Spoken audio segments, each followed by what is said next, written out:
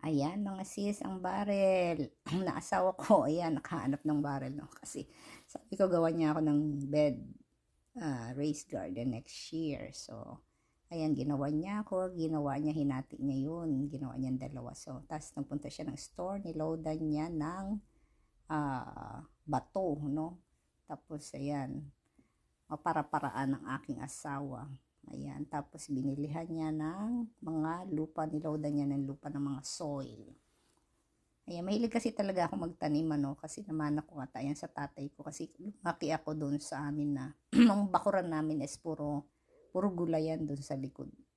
So, ayan, dito naman ako sa Amerika, no, ang nalaki ang lupain, why not hindi magtanim, ano. So, ayan, happy yung tatay ko niyan kasi naman ako sa kanya yung pagtatanim, no, yung green thumb na tinatawag. So, ayan, nilagyan ko ng tarp, ano, ayoko kasi ng maraming grass, so lalagyan ko ng bato yan. Lahat ng garden ko next year is, ano na, puro raised bed na.